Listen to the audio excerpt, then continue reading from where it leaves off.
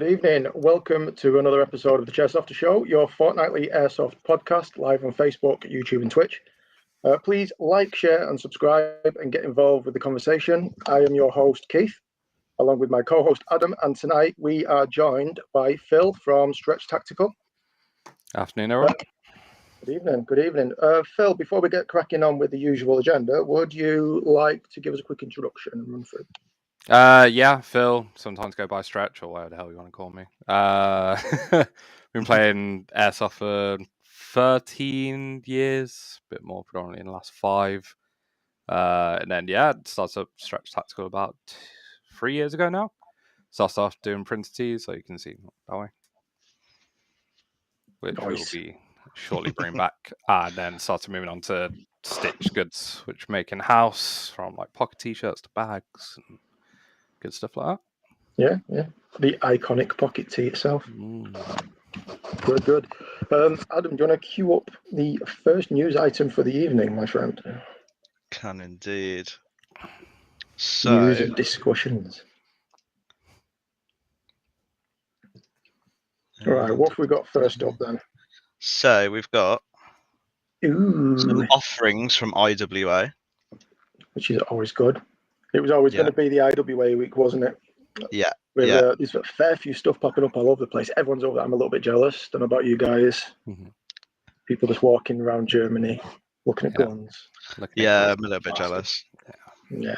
This one's an interesting one. It's getting a lot of it's got a lot of views popping up on Instagram. So this is the Vorsk VMP.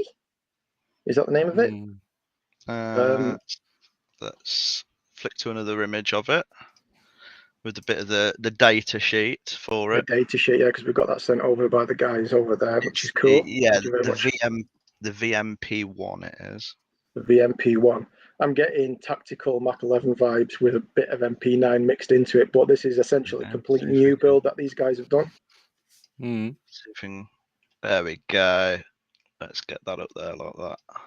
Yeah. So there's two versions that we can see here. There's the standard version, which is the top one, and then you've got a deluxe package, which comes with that humongously fat suppressor, which is pretty cool looking. I think the suppressor definitely completes the look of this. For sure. Overall. Nice little optic on the top. Yeah. So there's a few things going on with this which we've not really seen before. So, for example, the Riz on the side, you can see the 2 holes above the Riz. You can actually remove that and move it up and down. That's cool. I think Stu from Patrol Base did a video on it earlier on today, which is quite nice. The suppressor comes with the deluxe version that can be uncapped at the front, so you can insert a tracer or do your own baffle work if you wish, which is reasonably nice. Full auto and semi, obviously. Folding stock, so it's your usual kind of push up and fold around. To be fair, I'm going to be completely honest. With Vorsk's previous iterations that they brought out, the various pistols and things like that, I've generally been a little underwhelmed. They feel like a side lane to WE in a way, and other things like that have popped out, and some of the new Pro pistols. So it's nice to see some innovation coming from them in regards to a completely new platform that we've not really seen before. Obviously, this is gas blowback, 48 round mag. It's interesting, and I'm hoping that it performs. It's definitely a bit of a looker, if I'm being honest. It does draw the eye. What are your opinions on it? I like it. I think it looks like a sort of a mix between a what's it called now? An MP9 and a Mach 10, Mach 11. Yeah. So it looks like a bit of a crossover. Do you have the image that I sent over before from Pew Pew Tactical? That the tactical Mach 11 that they had. Yes. That when I looked at that, I saw this kind of in a similar one. It's in the chat. Yeah, well, basically that's popped up over the last week or so, where they said, how to use full auto with a Mach 11, and there's basically an upper that you can get for a Mach 11, and the upper looks very similar. It's got the KMP9 style integrated. Is that the one? That's the one. Yeah, I get the same vibe. Yeah. Yeah, it looks like a modernized Mach 11. Yeah, it's cool. So that one there, the lower is just your standard Mach 11. The upper is a custom upper that's been created for it to kind of tactical it up. There's that version, there's a much longer version. But yeah, I get the same kind of vibes coming off that. It looks As very the- MP7 like at the front, the way the front sort of slanted. Yeah, Yeah, I like that. I like it a lot. we kind of know what the airsoft community is like. There's going to be a lot of people saying, "Oh, they've ripped this off, or they've ripped that off." But I think what they've done is taken the best from several platforms and innovated it into one of their own. And before people say, "Oh, they can't come up with anything on their own," genius borrows is a popular saying. So, True. yeah, Yeah, I feel like I'm a fan. I kind of like the companies going out and kind of taking parts from different guns and then building a whole new gun. Like I've built various builds which copy like screen accurate or in use stuff, but having something cool and different, but still sort of familiar. Pretty cool. Yeah. Adam, do you want to jump back to the previous pick, just so we've got that up there while we chat? I'm curious to see if which one do you want? The one with the specs, or? Let's pull up the original one. Because there's three colours from what I believe. There's a black, there's a grey, and there's that kind of dark earth tan version. I've only got the picture of the grey one from. Yeah, that's fine. It's my favourite anyway. So, I like the subdued look of the grey. The stock's interesting because it almost looks pistol brace like, but it isn't. Yeah, it's very low key, isn't it? Yeah, so it's kind of a wink to what's been going on over in the US with the gun laws and the silly things that they have to put up with, and the grip as well with that kind of pre-stippled texture. I was about to say it's like a stippled look, isn't it? Yeah, I quite like it, and yeah, the mags have some sort of buffer on them so that it completes the look of the overall thing. Whereas usually with your Mach 11s, you've just got like an ugly black stick pointing out the bottom and things like that. So other SMGs haven't paid as much attention to what the mag looks like once it's inserted into the gun. It's just there for the sake of it. Yeah. But yeah, we can see there the two holes where you can move the rail up or down depending on what your preference is. So if you're going to have a foregrip, like a vertical foregrip on there, where you tend to hold it quite high, if you've got a torch that's offset, you might find your thumb bumping into the top of that, the bottom of that torch. So that gives you the ability to move that up, have a bit more room. It's always good to have options as well, isn't it? Absolutely. Very, very low profile sights though. The it's the MP7 that's got the fold down fiber sights, isn't it? Yeah. The pistol style sight. So yeah. Stu from Patrol Base mentioned that on his video as well. Before that, you're probably definitely going to have to use a red dot if you are using this. Those sights are going to be really difficult to get down on. Especially if you run, like I do, a dye mask, you're not going to be able to get down on the weapon that close. And to be fair, I mean, the stock looks quite dropped. So if you are doing a cheek weld, you'd actually have quite high up sights. That's true. Yeah. Because it's quite stepped down compared to the actual inline in the sights. Yeah, and I believe you can remove that stock and get a QD bumper on the back instead, so you can just go stockless or attach your own. So it'd be good secondary for a sniper then, wouldn't it? Yeah, absolutely. We'll see Kicking Mustang fall out when a 14-year-old in the face with it soon, no doubt. Coming to a field near you. Yeah, well, one of the two that is allowed. Yeah, the suppressor as well. It's quick detach, so you can see that we've got kind of a tri-lug effect style thing going on there with the flash hider / muzzle device. So yeah, I quite like it. It's a bit sort of different looking, isn't it, to a lot of the things that are out there. And apparently, it's going to be quite budget friendly as well, as most of Vosk stuff is. So yeah, I'm interested. Don't get me wrong. I'm not going to rush out and buy one the second it's released. I'm not a gas blowback SMG kind of person, but if it starts to get a decent rap, I might get it for a bit of funsies in CQB. Yeah, definitely. Looking at the pin which holds the hinge for the stock, it's a push up. Yeah, so I bet if it does take off, the 3D printed aftermarket for it would be very easy. We've seen how our budget releases in the past can take off, like with the AAP, the Oh, amount yeah. of modularity that now has, and the amount of people that have done 3D print stuff for that. Yeah, so if it does well and it gets a keen interest, I'm sure we'll see the printing society just going nuts with this. Because I mean, it's full polymer, isn't it, upper and lower? Yeah. It'll So it be should be interesting. relatively light. Oh yeah, absolutely. Your magazine's going to be your main weight, as with any gas BB, isn't it? Really short barrel, so you're likely to get some over volume like you do with the MP9. Because I don't know if any of you have shot one of those before, but you get a nice little puff of air into your eyeball every time you shoot it. Yeah. I used to have an MP9. Yeah, same. It looks like the mag's fully enclosed as well. Yeah.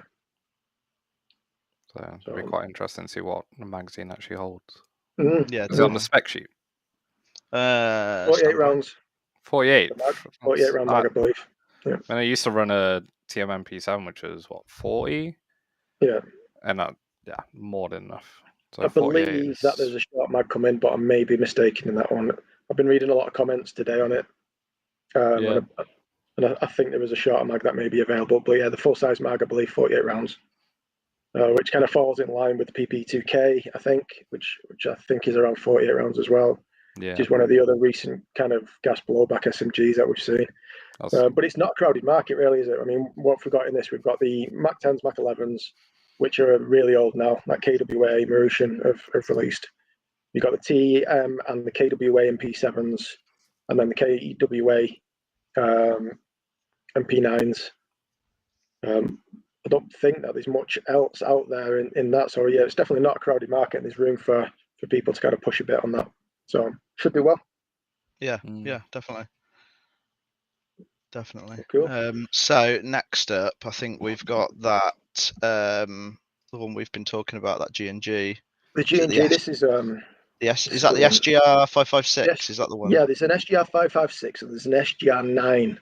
There's two iterations of this, and if we can get the images pulled up when you're ready, we'll scoot over it. But essentially, this is a foldable SMG and a foldable rifle that G&G are bringing out.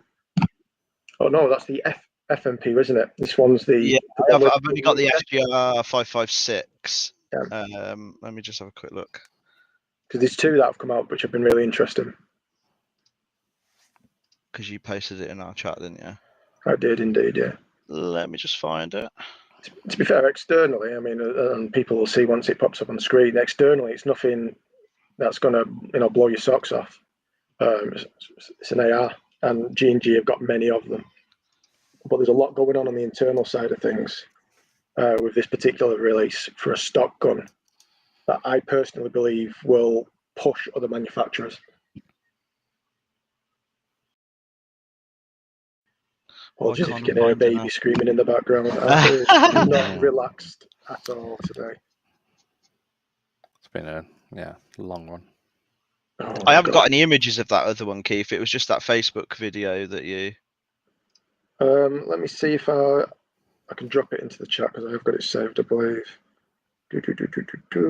That's the one there, and that's the spec sheet. So you should have. I've got those. I've got those. Yeah. Yeah. So let's pull up the picture of the rifle first, just for the initial impressions. We'll get Stretch's opinion on this one. It is a bit interesting. Okay, let's make it a little bit. Okay. So it's not as spacey. It's not it's not groundbreakingly dissimilar, but I quite like the aggressive look of it. Is it full polymer? No. So this will be this is full metal. It just looks polymer because of the coating that G&G putting on the releases recently. You've got kind of a weird matte finish on G&G's of late. A little bit. Yeah, so it's a strange one. The pistol grip is stepped away from that kind of space gun style, and it's more kind of leaning towards the 416 shape, I think, with a slightly different pattern going on there. Interesting trigger.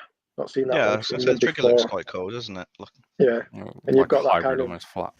Yeah, and you've got that milled receiver with kind of lightning cuts, putting it to pull a bit of the weight out, and same with the front end.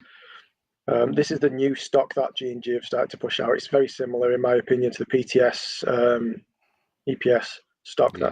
that the one with the huge amounts of space, and it's no different. It's got a massive amount of space in there.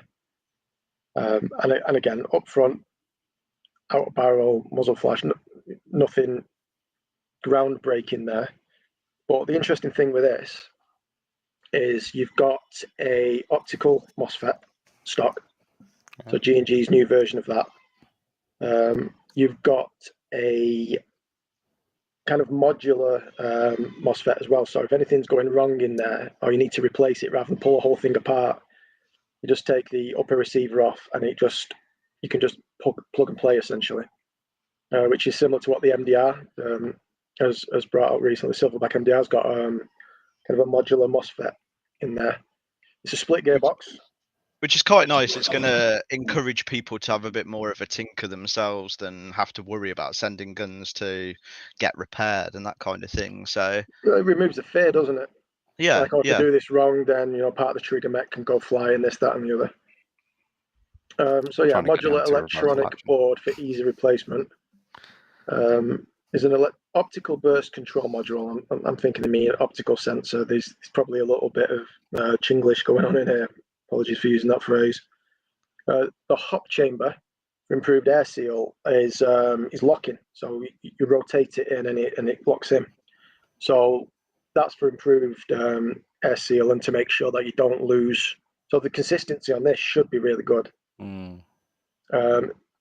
Regardless of what mags you're using, there's a power cut off when the chamber's empty. So as soon as the mag is empty and you're not feeding any more BBs through, the rifle will cut itself off until you insert a mag that's got BBs in it, and then you hit the bolt release to restart. So you've got last round cut off, and then you've got that kind of more immersive platform as a result.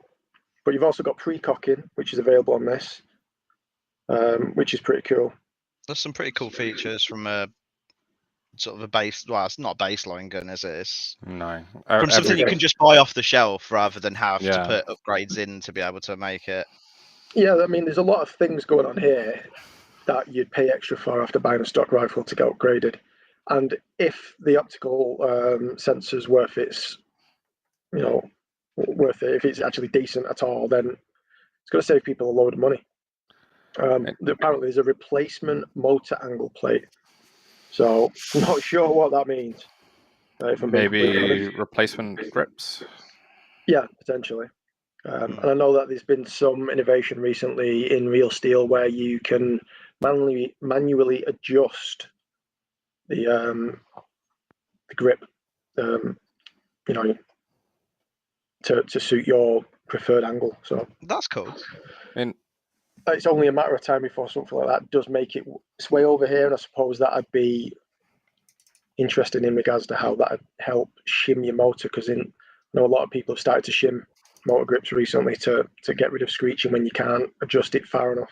Which I don't prefer. I don't like that because it leaves a little gap at the top of your motor. But my first thoughts looking at it was, after you listed off everything which is in it, was a Crytek replacement or a Crytek killer.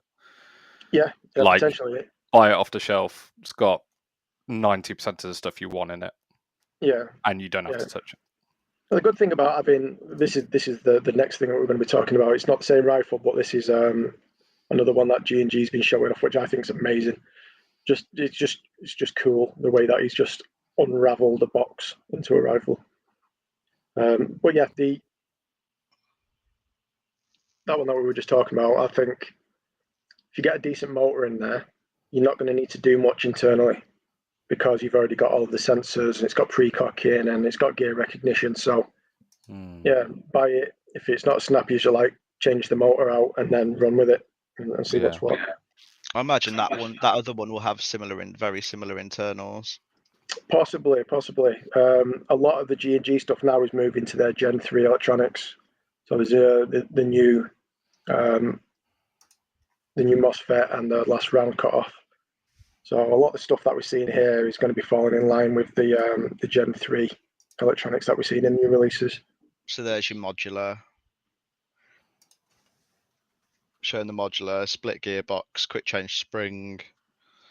To be honest, I'd almost be tempted by this one, price point depending. just for the ease of being able to work on it, tweak it a little bit. Yeah, Get it I exactly think how you want it. G&G, they almost do things. If they go full circle, I don't know if anyone remembers the G&Gs of old, but they had all these really cool models that they were releasing, like real world stuff. They had like a whole line of different SIGs. Then they did the AK5C, and they released a bunch of different variants of the AK5. They did the GR300, which is like the LR300, which is an interesting AR variant. They've done so many kind of different niche platforms, and then they went into this almost coasting period where they just released about 506 different G&G combat machines, which all looked vaguely similar with different length handguards and such. And it either had M-lock or key mod in every single version of them, and those were fairly average. And there was an issue with some of the trigger boards that they had. Essentially, it was like a mouse click, but if you pushed all the way to the back, it ended up snapping the bar, so that the trigger So board it would like overextend almost. Yeah, it's something like 60% return rate on the RK74 and the on those side of ones, because they were really cool looking AKs, but people were mashing the triggers that hard, they were snapping the trigger boards. And then they had the problem with the ETUs as well, didn't they? That's what I was referring to. Sorry, the ETUs. Yeah. Because essentially it was kind of it was a lever with the connector, so the trigger pushed it like this. But if you pushed it too hard, you'd end up snapping it completely, and then it's useless because you've got nothing pressing against nothing. And that plus I think the Crytek started coming out about the same point as well. Yeah, that's a difficult one to fight against because that was just a marketing monster. So yeah, few shells. I mean, I got one myself. It looks like yeah, absolutely. But it looks like they're coming back again, which is great and innovative as well again. Yeah, it's nice to see. Sometimes I think we've seen almost every single airsoft manufacturer out there kind of plateau and coast comfortably for at some period or another over the last decade. But they kind of snap themselves out of it at some point and come back with all sorts of new stuff. So hopefully this is G&G's first wave of that innovation again. Yeah, it'd be good to see. G&G for a good long time kind of led the way. I'm just going to reshare this, the video, the folding one, because I haven't got any still images of it yet, because I don't think we've had anything still-wise. Just coming back to Joe's comment that I've highlighted at the bottom about it compromising the barrel. I would imagine it's got some sort of a cutaway system, or where the way it connects would be at the hop chamber, maybe. I wondered what he did with the lever, whether that pulls the barrel, because he sort of pulls it back and then pulls it back forward again.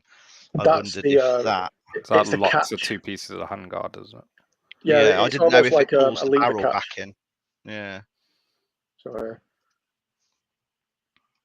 I'm assuming that just hinges straight onto there. The barrel's going to be spring loaded more than likely anyway. So once that gets locked into place, the spring at the front of the barrel push the hop chamber back onto the nozzle.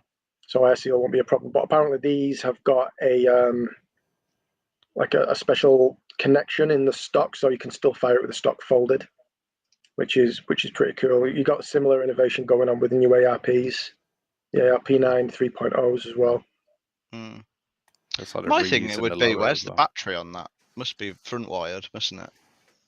I don't know, because with the separating front handguard. Yeah, that's what's got me thinking. No, there's a picture on G&G's website, which is, if you go to that Guai website, there is a battery connector in the butt of that.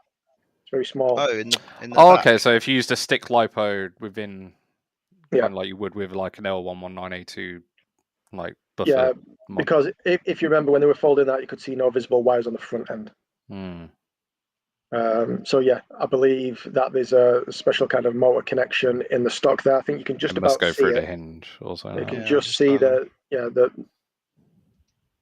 wires do fold around into the stock, which is pretty cool because you don't see many PDW style stocks which are rear wired. You usually end up seeing really awkward little pokey. And I think that's where they're sort of starting to push it. And I'm glad they outside of the box. I'm glad they went wired rather than a proprietary connector between the stock and the actual gun itself, because that would corrode or fail or not engage properly, and then you're dead. Absolutely, but it's really cool, and ease of storage in that. You probably fit that in a pellet case. Yeah. Oh yeah, definitely. That'd make gun case Tetris very. There's even like one of those like 1650s. It'll probably fit in. Yeah, but it's got that kind of spacey feel. Like, do you remember the FPGs, KWA FPGs? And let's just pause it. I'm liking people just used to just pull them out and just go and instantly cool. I'm liking the look of the bottom one. Looks like an integrated sort of suppressor on that bottom one, the FAR 556. Yeah, the FAR 9 above, the one above it is the RP9 version of that. So you've got 9mm version. That'll probably use the ARP9 mags, and then you've got your 556 version as well. But I do. That's curved like the MP5 mag, isn't it? Like a Mod 1, like a KWA Mod 1. Yeah, I've not seen a mag in it. I'm assuming that's it above anyway. And then maybe the FAR 9 use the straight mags. Potentially, but I don't think we're going to see the. I don't think we're going to see the same tech in this, purely because that's going to be really difficult to get. I mean, it might have the split gearbox, but you've got to bear in mind is the new tech versions that are coming out have got that lock-in hop unit, and that won't be applicable in this, surely, because obviously you crank the front end in, don't you? Yeah. So yeah, it might be a different version of that they've managed to wedge. I haven't seen any tech details in regards to it yet. No, but regardless, I think that's cool as fuck. I think I'm just happy even just with the folding stock with the battery compartment. Yeah, I think. Let alone the whole front end. That front end is amazing, but just even the folding stock with battery compartment is. Yeah. So Joe has just posted up a comment saying that G&G seem to be in line with Trinity, basically. So Trinity Armaments Arcturus and Titans releases that are going to be coming out.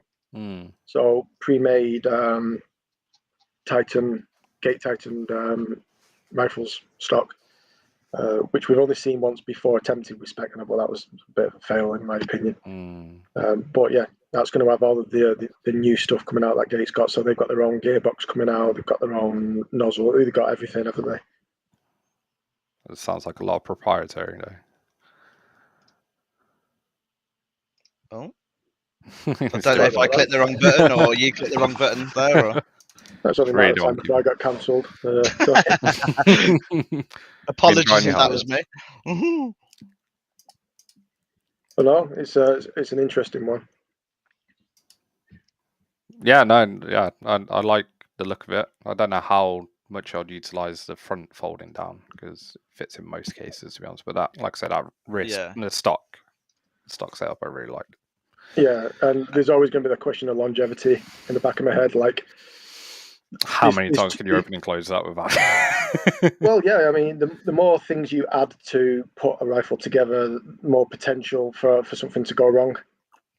So yeah, if you're going to constantly show off by unfolding it, at some point I can just see somebody snapping a rifle into 3 parts because airsofters, right? Yeah. So this is cool. 50 Shades of Ral. First of all, thanks to we've grabbed this from Land Warrior. They did a video today, so props to Land Warrior for the images. We apologise we haven't reached out to ask permission, but it's here now. Tough, Scott. We love you. Don't sue Andy. We're just drones. But yeah, this is the M110A1, HK M110A1 in the finest baby Shades of Ral is what I call it. Yeah. It's all meant to be the same Ral, but they're not ever. They never are. In real life as well as. But this looks like, I don't know if this is a gas blowback or if it's an AEG because there's been a load of gas blowback stuff coming. I'm assuming this is VFC. I think we can safely assume that it'll be a VFC release. With the because they do the. Yeah, they do. I would say, judging by the look of the magazine, unless that's painted on the outside, I would say that's probably AEG, maybe throwing it out there. Which would be cool. We've not seen something new from HK for a little while. That'll please some DMR users. Absolutely. I mean, I used to have the old 417 back in the day, and that was great. But mags are a pain in the ass. Absolute pain in the ass. And if you look underneath that, we've seen that image bouncing around for a while. Good stuff. Yeah, literally a cargo stuff coming out for Airsoft, which is going to be ridiculous. If you can use that as a mortar firer, there's going to be some messy trousers going on in the Airsoft community. Absolutely. It's going to be absolutely. Imagine someone just rocking into CQB with one of them. I want to see that so bad. It'd be interesting to see what projectiles it fires as well. Yeah, just a Derringer and one of them. Like the most polar opposites of each other. People would be getting rid of their scaffold tubes left, right, and centre, wouldn't they? Oh my god, I know, right?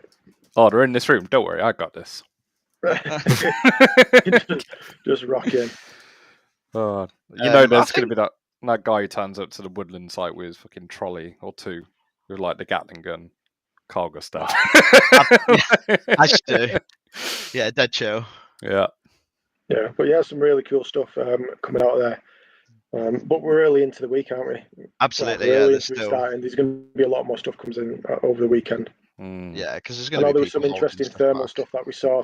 Thomas, one of our previous guests, he's over there representing a Holster company, and someone was doing some thermal shots, and obviously he's sat on a stool, people looking at him through a thermal camera, and then he's doing his usual Thomas, like pretending to just jack off on camera and throw it at the thermal camera like he does. You can't take him anywhere. Liability. That's what I'm getting from. Yeah, he is. He's an absolute liability. I love the man to bits, but he's an absolute liability. You can't trust him to be normal for more than about 5 minutes, otherwise his head will explode. And that's how you keep your arm, really, isn't it? Well, yeah. Say no more. Well. I think that draws us to the end of the news. Really, I think that's all the tasty news out the way. Yeah, yeah. Which nicely brings us on to our guest. Hi, Stretch Tactical Apparel. Yes. Tell us a little bit about the business. Yeah, how did it get started? First of all, what was the motivation? So a little bit about an intro, but we started off with printed tees, like what Adam's wearing currently. Kind of just talking around with some friends, and then got into the idea of like Haynes manuals. You got the X-ray diagrams of what's going on. I was like, it'd be cool if someone did that with guns. I started off with a few different inspired loadouts. We've got 119A2s, got Mark 1, Mark 18s, got Glock 19s now and stuff like that. Did them for about a year and a half, went really well, and then started looking at progressing into more. Our wife is a fashion designer as well, which helps a little bit. We have no in the industry. She is a massive help. Was she the inspiration? Yeah, in part, yeah. And when you have a kid, this was it would have been about when Link was born, so you got a lot of time on your hands, not being able to move very much, so you think a lot. So we started throwing around some ideas, and then started going into our own stitch products. Starts off with the pocket tees, usually multi-glam and stuff like that, and then the bags were a big draw for people as well, haven't they? They've been really popular. Yeah. Your Etsy store, your reviews on your Etsy store about the bags and stuff like that, people love them. Yeah. You can grab. Have you got one in your hands? Get it. Feel free to show it off, mate. Here's our tall boy. Nice. Which fits many a mags, which I think Adam's got. I've got multiple stuff full of mags, which also has been quite handy at a game recently when we played at the jail, and I managed to get a mount for my M4 for my sling.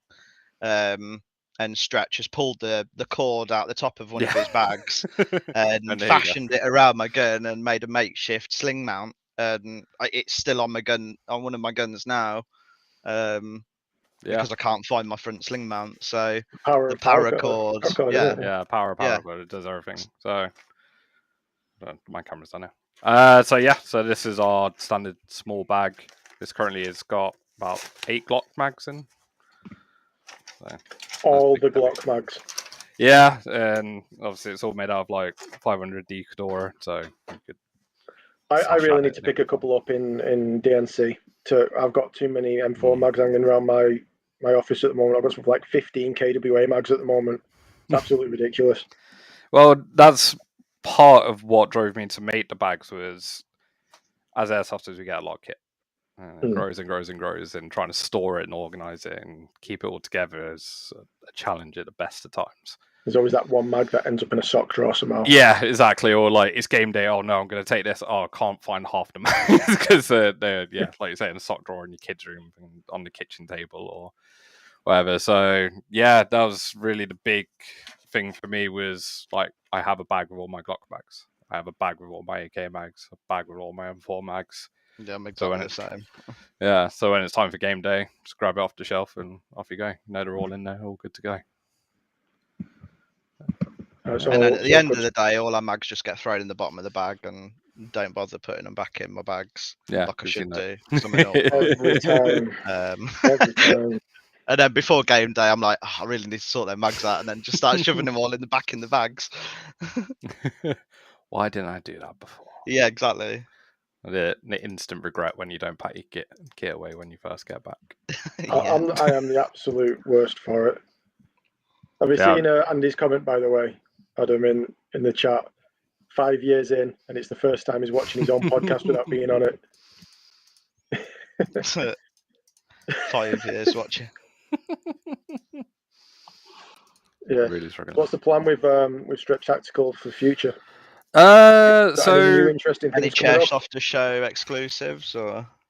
So we have teased it a little bit, but we are going to start bringing back the printed products. We did stop for a while because of COVID screwed the entire supply chain because we can't print in the house. I didn't have a lot of control over it, and I was relying on other people and manufacturers to do their part, which everything was chaos. So I know I've always been customer focused first. Customer service first, delivering, because we're all customers at the end of the day. I buy stuff, you buy stuff, everyone buys stuff, and we all expect a certain amount of return for your investment, I guess. So, because I didn't have that control over it, I pulled it away because all the t-shirts, bags, and everything else we make in the house, literally just over there. Yeah, just the other side of the room, isn't it? Yeah, which Andy got to listen to Sewing Machines going. We did the sound check with Stretch the other night, and I knew what it was. But Andy's like, "What's that noise in the background?" I was like, "It's the sewing machine." The sewing machine going away. So we stopped that during coronavirus. Everything settled back down again. So yeah, we're going to look at bringing back all the t-shirts, maybe expanding that line as well. And there is a couple of bits in the works, but I can't talk about it at the minute, unfortunately. Oh, boo! I tried to get it done in time, but then we had like a big white label order going out, so I had to play catch up on that. Unfortunately, such a tease. I know. That's why you So yeah, so that's me in the company.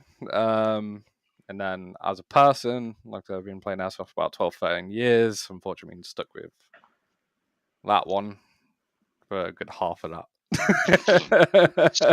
there is no escape. Yeah, and I think me and you, Keith, have probably been in a lot of similar circles, but probably never really crossed paths at the same time. Yeah, there's been a few events we've probably been to at the same time and never actually spoke until kind of more recent years, isn't it? But yeah, you're stuck with me as well now. We're on the same team, aren't we? So yeah, stuck with you lot. So for better or for worse. No, I love it though. No, it's really good, really fun. Absolutely. Really like-minded chaos. So. Ailey says, "Go team." Yes. I just got cheerleader vibes then for some reason. Go team. Yeah, please don't. Yeah, yeah. Something I kind of wanted to talk about, and we touched on it when we were talking about G&G kind of coming full circle with releasing really cool stuff and then plateauing and coasting.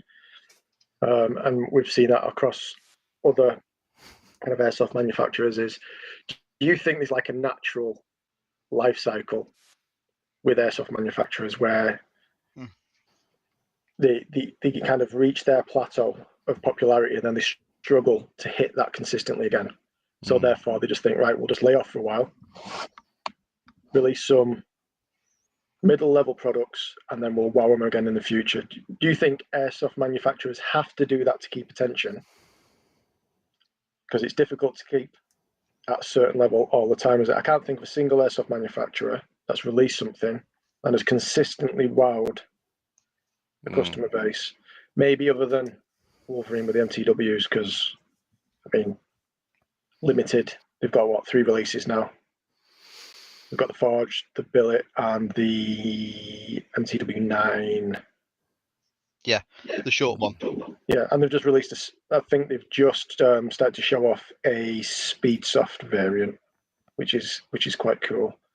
But I don't know too much about that. Long to do one. Say again, sorry. I'm surprised it's taken them this long to sort of bring something out for the Speedsoft market.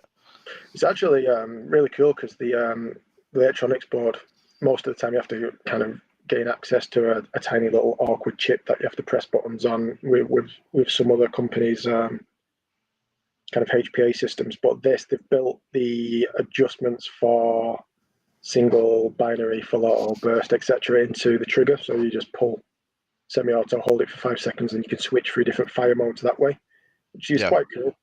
It saves you fanning around with trigger boards and such, or what's it called, FCUs in HPA? I don't know. Yeah. But yeah, that's an interesting one. I think a lot of companies haven't really managed to keep at the top level for an extended period of time. They do very much plateau, and then someone else gets the limelight and they kind of disappear off for a while, and then like I say, come out with some big bright spangly thing a couple of years later, and then they're back on top again.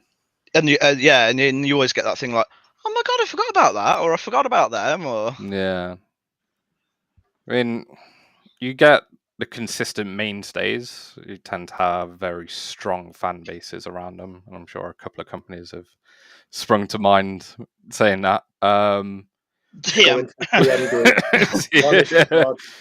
Yeah, only TM I ever owned was fucking garbage.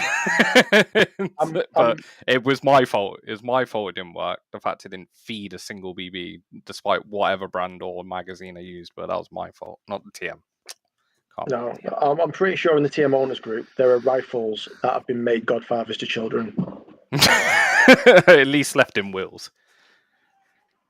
Yeah. At least left in wills. So I mean, like you see, like the Crytats, they came up with very much.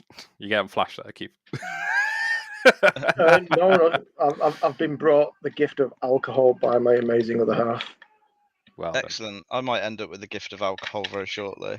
Wink, wink, judge. Wink, wink. I don't know. Wink, wink.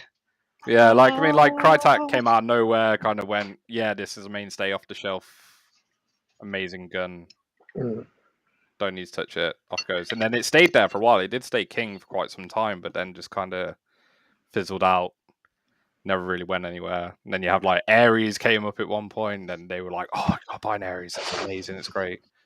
And kind of disappeared. And then G&G came up, and it's like, "Yeah, it's amazing." And then just I can't take the piss out of people who are fanboys about stuff because you know my history with KWA.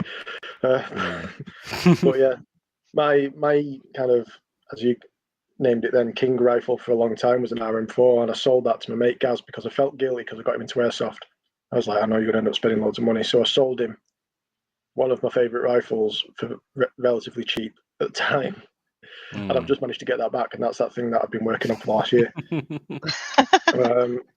So yeah, but I've got it back, and then I've just completely changed everything on the fucking thing, like you do. So as you do, do. Completely different. Taste change though, and I think that's one of the good things about Airsoft is that there's however many different add-ons, that kind of thing. If you fancy something different one week, if you've already got the stuff, then you can virtually sort of make it play like a different gun almost, just with a couple of handguards or a suppressor, tracer, that kind of thing, different optics, and you can completely change the look of it over the course of half an hour. Yeah, but I think that's one of the good things. With my TK45. I mean, the stock version of that as a 10-inch rail, 10-inch barrel with basically a suppressor cap on the end. And when I got mine, I extended the outer barrel, put on the QRF style, and then I picked off the flash hider, cerakoted the upper and lower receivers, and it looked like a completely different. Obviously the silhouette's very similar, but it looked like a completely different gun to the ones that you get off the shelf, because it essentially was. But I put so much money into it, and then I've sold it to Super's brother. So Yeah, that's gone. But that was a Luke's right. phase that I went through where I wanted something that nobody else had, and I wanted to put money into it so that the thing that some people do have looks nothing like the one I've got. And now I've got into this kind of weird phase where I just want like old school Riz rifles and stuff like that. So yeah. Luke Hammond's come up with. I've seen a lot of Spencer arms on the field lately. I think they're taking over. Spectre. Yeah. I was going to say, I was thinking Spencer arms. I was about to ask Keith if he'd heard of it. Isn't that like that Hot Topics? But yeah, Spectre arms are starting to become a lot more sort of popular. There's one of the guys that we know, Gabe. He's got the Mark 18, I think. Yeah, Spectre's they're a good middle lane, aren't they? I think they've got some decent starter rifles. My other half, Clarissa, when she was playing, she had a Spectre one with the Gate ASR in it, and that was actually really good. It was, don't get me wrong, you didn't fire it and think Jesus Christ, but I paid 180 quid for it, and we fired it, and it was hitting 50 meters consistently. You didn't have lots of strays going off left, right, and center. It wasn't laggy. It was a bit screechy, don't get me wrong, but Spectre's not known for having the best shimming. I'll get shot. So a little bit of a tinker inside, and it wouldn't take much to sort that out. But they're fairly durable. They perform well, and they don't look horrible. No. Yeah, I mean they've got a lot of like the Daniel Defense and stuff like that. They've only on a couple of them. There's options there for people who don't want to end up spending 500-600 quid on building something, where they can pay £250 and they've got some tactical setup. That links themselves to their favourite shows or whatever. So yeah, it's good. Just spend 600 quid on a Novritsch rifle, you'd be alright. Oh yeah. Was it the SSR 16 or whatever? It's like 599 or something like that. Yeah, it's a bit crazy, but Novritsch has even brought out kind of a budget version, which is sub 300 quid, and that's got, I think that's got some kind of optical MOSFET. I can't remember if it's a Titan or what, but that's pretty decent. So, yeah, that was what, it was at Yeba when he was working for Novritsch. That was his project while he was over there working on the AEGs for them, and he's a really good tech. He knows what he's talking about for sure. So. It depends on how much they cut the bottom line out from under in terms of overall costs. Well, when he was there, he was visiting Prometheus, Laylax factories and things like that. So he's put the legwork in to go and visit people, look at the right components. So yeah, he knows what he's doing, and I don't think that he would be happy saying go on a project that was shit. Yeah. Fair. I think that's one of the good things, like with the Spectre arms. I think that just highlights as well the various price points within Airsoft. So you've got a lot of like new people that want to get into Airsoft, and you always see the topics on various Facebook groups. What's a good gun to start with, and that kind of thing. Like you said, they're a good, they're like a good mid-range gun. Yeah. And again, you can pay as much or as little as you want. Yeah. What have you got there? Vodka and lemonade. It's not just vodka. I was going to say, blimey. I mean, I do drink a lot of vodka, but not. Violet gin. Oh no, it's Chase Pink gin. Oh, nice. We've both been gin. I'm on vodka, kind of. Peach. That's just a full glass of straight vodka. Salt of lemonade. Just a lemonade. It's a girly drink, but you know. Schnapps. I mean, it goes down too easy. It is literally like pop. I found that with Dead Man's Fingers Reposado tequila that they did. I'm on my second blue bottle now. It's bad. Got a problem, man. See what fatherhood's done to me. Yeah, it does have that impact.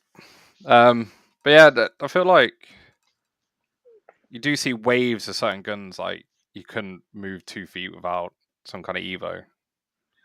Yeah. Or... Well, careful now. No, don't get me wrong. The Evo is a very, very good gun, amazing out of the box. But the they were hype just for that enabled everywhere. them to do an entire event where everybody who attended played Yeah. using an Evo, which Yeah. was mental. That's absolutely mad. Yep. People love it. It's like one of those cult guns, isn't it? I think for how it performs straight out of the box, there's electronic trigger. It's got the snappy response. For an SMG sized gun, it's got the range of a lot of sort of rifles, let alone with the quick change spring. It's just, it ticks a lot of boxes for a lot of people. I had one. I had when they first came out. I was unlucky enough for mine to kind of implode a bit, but it was under warranty, which was fine. It just got replaced. Basically, the spring wrapped around the spring guide and got jammed inside the gun. So I was playing with it, and I was doing this almighty grinding crunch noise. I was just like, shit. And then I took it to patrol base, and it came back to me within about a week fixed. They just did a warranty replacement on it, so I was like, great. Yeah. I mean, when they first came out, if everyone remembers, they were like, "Oh, this is basically going to be as close to a Systema as you can get without paying $1,000." Yeah. And to be honest, it was one of the few that actually lived up to its hype. Yeah. Like the only reason I got rid of mine is I always fat fingered the selector. So I'll be in the jail like fighting someone, and suddenly I burst fire, and I'm like, sorry. That's the thing with that. Mine was pre the 3D printing kind of wave that went through on the Evos, and I like to make a rifle of my own, and I just felt like there was no way of really customizing it at the time when it first came out, before everyone started doing like the really stubby builds and the full-on builds and things like that. And I've got stupid long arms, so I was like, I struggle with small rifles. I'd like to be able to get or buy a standalone kit to make it into a bet. Is it the bet or is it the carbine? The one with the built-in suppressor. The bet, yeah. I mean, that's what I'd like to see more from manufacturers is releasing standalone parts, so like uppers. So you could say, like for example, the Evo, you got the standard size, but if they just sold the bet upper or front end, they'd make the money in the people that wanted the option of being able to run either. And especially for like M4s and stuff, because other than like the new G&G, the barrel in the hop-up unit just comes with the front end, so you could just have an extra length barrel hop-up unit and everything, take front off, put a new one on, and off you go. Thinking about it, wasn't it G&G that they did the one where you could twist off the front end and you could get the different... There was one of them where you could twist... That was it, yeah. It was the... I was only a letter out, it's fine. Mott's. It was the ones with the Mott's handguard. That's it, yeah. So you had several different versions, and the front end came off, and it was the inner barrel and hop unit that came out with it. So you essentially inserted a whole new one. Yeah. But just being able to buy, like, say if they had a whole range of M4s, different various lengths and sizes, whether they just sold the upper separately as well. So I don't necessarily want to buy 4 different M4s, but I may want to buy 2 different uppers. Yeah. Well, that's what I'm thinking with the KWAs that I've got now, because I've got all of my KWAs at the moment are the PTS KWAs that came out. So I had one of them is the Magpul version and one of them's the Centurion Arms version, but the Magpul one's now a Spikes Tactical. The CM4 that I've got, the Centurion Arms one, I'm keeping that as is, but I'd love to get more uppers for the RM4. Yeah. So, I hate the fact that at the minute you just basically have to buy a dead gun to get it. Very few manufacturers which sell their uppers separately. That's why I like the idea of like the MTW, for the fact that you could just get the different uppers for it. Yeah, and then I mean, I'd be tempted to take on like a DMR. Yeah, I'd be tempted to do like a DMR roll if I could just buy the upper rather than having to buy a specific standalone DMR. Yeah, well, even if you're just keeping the same FPS, just like aesthetics or maneuverability of it, just being able to, I'm going to a CQB site, I'll just slap on a small 9-inch handrail on it. Oh, I'm going out to a woodland, I'll slap a 16-inch or a 14 or a 13.5 or... Yeah. And, just spend 200 quid on an upper instead of 450 quid on a gun, or trying to find a boneyard, and still get the look. And then you end up hoarding gun parts like I used to do. Well, sort of still do to some extent. Oh yeah, I'll do something with that gearbox. Yeah, one day. One day, yeah. I've still got my TM MP5 SD6 in literally a Tesco bag somewhere from about 15 years ago. So about once a year, you get. Oh yeah, I'll do that. I'll do that. Yeah, I'll do that. And then I've used other parts from it to fix other guns. So now I'm like, how much is it's actually left? There's no point actually putting this thing back together, is it? Joe mentioned one that we missed as well while we're talking about the recent releases, which is the KWA Eves. Yes. Well, I've not seen that. It's the KWA originals. So there's a whole. Essentially, imagine all of the existing ones. So if you're talking about the Mod 1, Mod 2, Mod 3, the TK45, the T10, and the T6, which are all different variants. So you've got 2 M4 style variants, one that's got the traditional kind of 10-inch handguard carbine style. You've got a shorter M4 version, which is a bit like the T6, which has got the PDW stock, and then you've got the full polymer, rather than full metal like most KWAs are, but they've got exactly the same gearbox, exactly the same quick change spring with the VPS, so you can actually adjust your FPS. So if you put an M105 spring in it, usually that comes to about 310 with the KWA, but you can actually turn it up. What that does is compresses the spring so it's under more tension when it's firing, so it increases your FPS. And usually the adjustability is about 40. They're the ones. But these are really lightweight. The polymer is outstanding on them. I hate the mags. It's the con for me is the mags, but you can get. I feel like it's appealing to the Swede soft market a little bit, but I don't know. Well, yeah, I mean, I wonder if the old really range fit. Yeah. But these, because they're using the same gearboxes, these are compatible with Titan straight out of the box. You don't have to mod the gearbox. So you can literally just drop a Titan straight into these. The same with the Titan 2s, and Gate have released an update because KWAs are built slightly differently. Something to do with the tappet plate or something, if I remember rightly. I can't remember. But they've released an update specifically for KWA to make sure that the Gate Titan 2s work in these models as well. But you get the same performance as you do from the full metal KWAs, just in a more budget-friendly and lightweight, because the old ones, the ones that I've had, are heavy. Yeah. They're really heavy. Yeah. So I see it's using a 2.5 gearbox from the KWAs as well. Good. That's it. I mean, the handguards, in my opinion, are a bit plain Jane. There's not, aesthetics-wise, it's not super appealing, but that's my opinion. I'm entitled to it. Fuck you. But yeah, I mean, I like what they're trying to do with it. They want to release a more budget-friendly line of KWAs to get it out there a bit more, and I think they're going in the right direction with these. There is a couple missing from that lineup, the 5.56 versions, and those are really decent. So yeah, same performance as you get out of the more expensive KWAs, but on a budget. And this loops back around to what we were talking about the last time, wasn't it? Where there's a lot of manufacturers that are starting to go with the polymer weapon. Yeah. But the better internals to keep the price points right.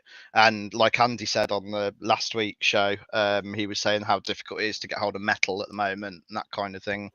It's certainly difficult within the car industry. So it's obvious that it's going to filter down to the rest of the manufacturers and different ranges.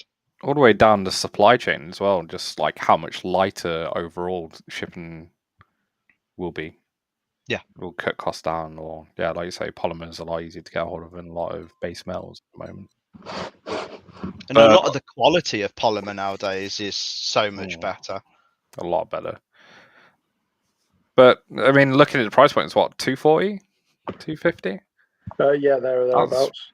That's pretty good for what it is. For like the internals alone, it's really good. The things that KWAs can achieve, the original, what it's based on.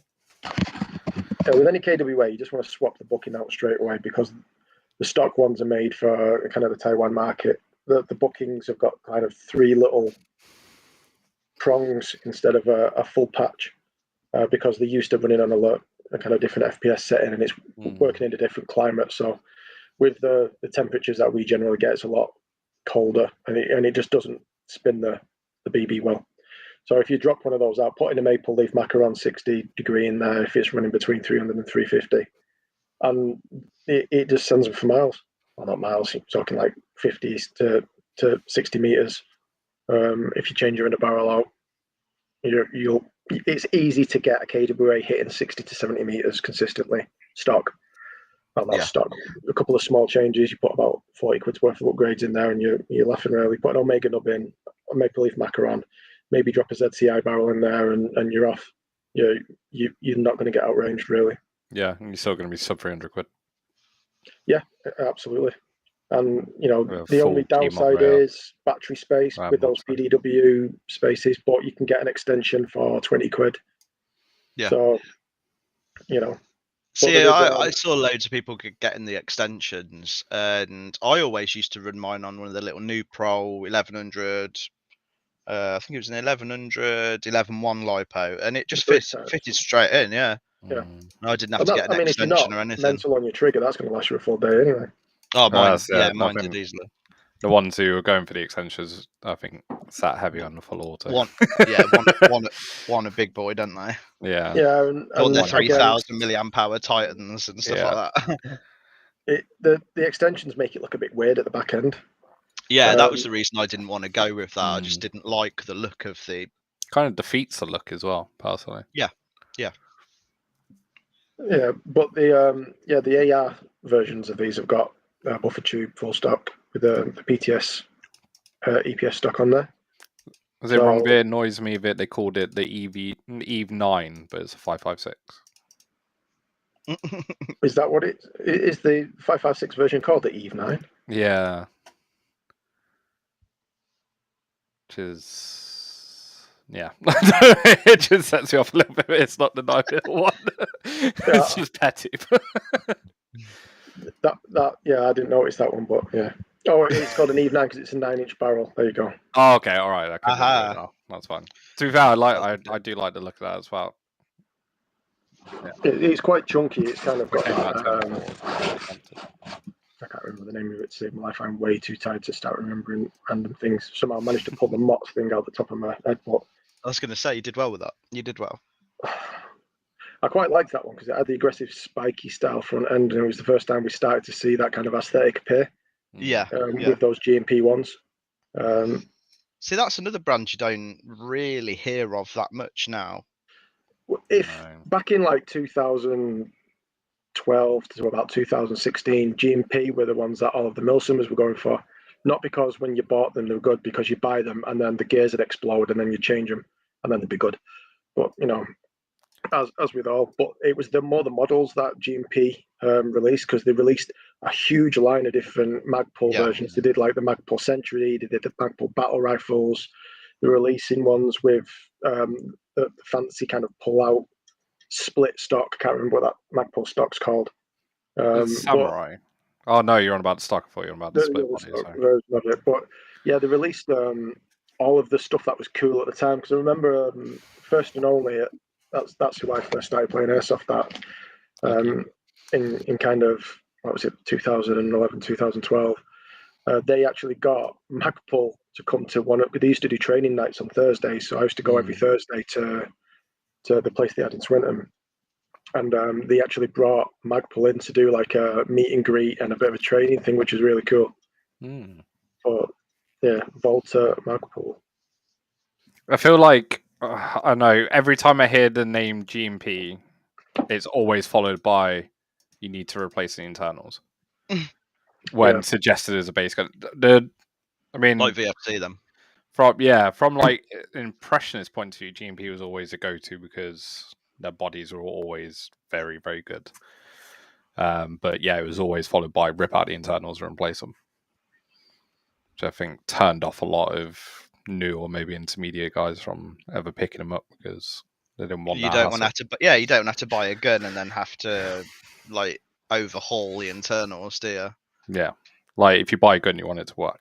You don't want to buy a gun Absolutely. and then, no, like some TM owners, then spend another 300 quid replacing everything. But but you could get the niche stuff that you just couldn't yeah. find anywhere. Yeah, Like if you definitely. got That's what I'm saying, like the US impression stuff, it market would is have cost, amazing. yeah, just cost you a fortune. But just, I know this is going to make some people just go, "What the hell is that?" But I've just posted something in the Chairsofter chat there, Adam. This is one of the G&P Magpul battle rifles, and it's got kind of the FSP stock where they've got the front sight post in the middle of the rail with some space up front. There Are we you go. sure That's you want me exactly to that share this with the world? Yeah, and we can all unanimously and simultaneously spew at the same time. Go.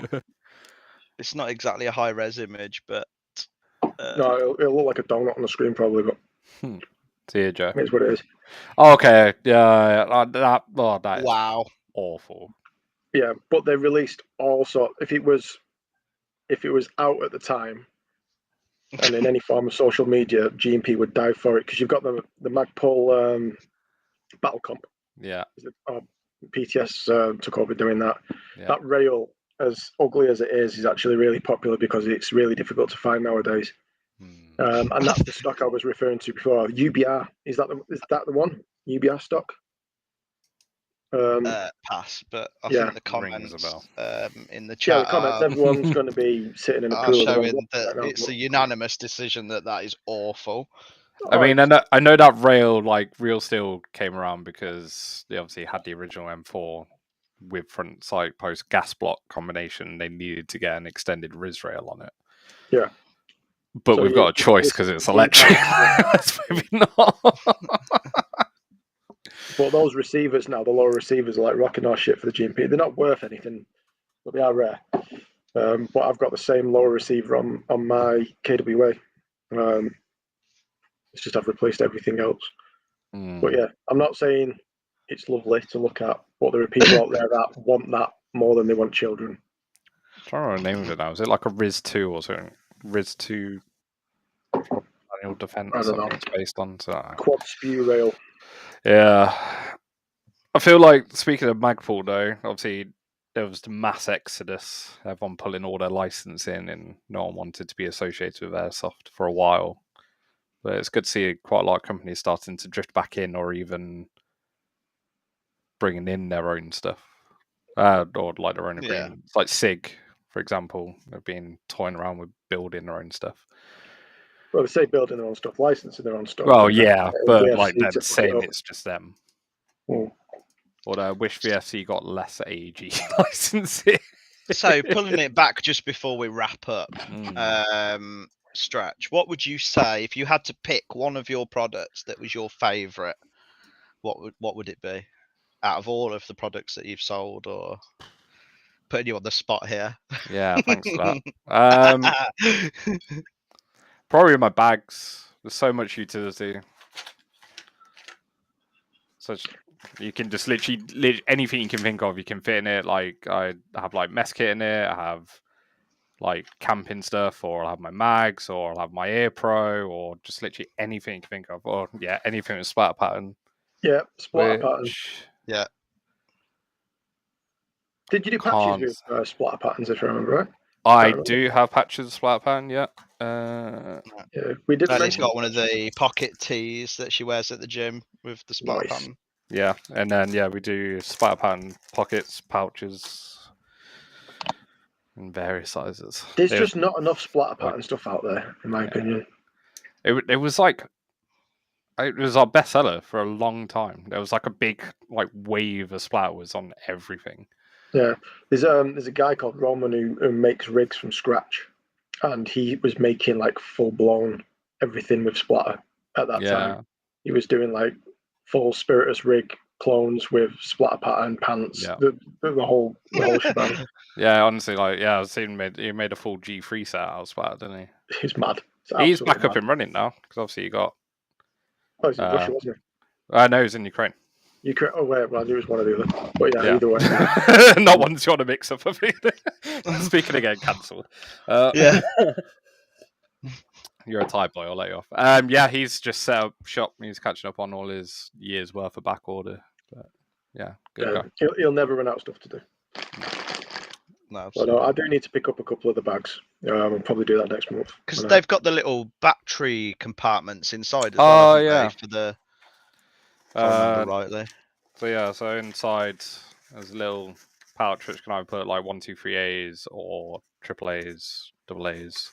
handy. Batteries, so like for your optics or your Air Pro or stuff like that. Yeah, they're handy. I always keep a spare set in there with my Air Pro. So if they run out for whatever reason, I can just really grab a new set and off you go. Yeah. There's a lot of thoughts gone into it because we use it ourselves. So. Yeah, absolutely. Yeah. But yeah, Keith, I mean, we're fun. meeting up late next month. So sorts it out. Sort something out. Well, that's awesome. That brings us towards the end. Yes. Thank you very much for coming on. Anytime. Thanks for having me. So, where can people find you? I assume that's going to be your. Yeah, so use a NetSuite store at the minute because we're rebuilding our original website because it wasn't doing everything we wanted to do. So s-tactical.co.uk or a bit down there on Instagram for the Insta, TikTok because apparently I need to be 12 years old, not 33, to survive in this day and age. So yeah, find me anywhere, hit me up. Always happy to have a chat. If you got any custom orders, we do that as well. We've even done, I didn't bring it up, we did some special projects where people had took their BDUs from when they deployed. They brought them back and then we turned them into pocket tees and some other stuff. So they always kind of had it with them. That's really cool. Cool I've got you to do Ghostbusters. Yes, pocket tee for me. Did your custom with some fabric that I found. So yeah, we're always happy to even just have a chat, do whatever. Always happy. Yeah. You can always put your links in the Facebook video because it'll stay uploaded on there. So if you put it into the comments in there where people can find you as well, it's probably going to be handy. Yeah, that's cool. Yeah. Yeah, cool. That's awesome. Keith, where can people find you? Oh, they can't, honestly. Just hiding under your mum's bed. I mean, it's pretty accurate to be fair. In the little drawers underneath. Yeah, I can't even remember my Instagram name, but yeah, GT. It's going to be sort of similar to .kilo. Yeah. Well, same as Adam's, but with 01 and .kilo. So not the same as mine, but no, not the same. Just similar. Same but different.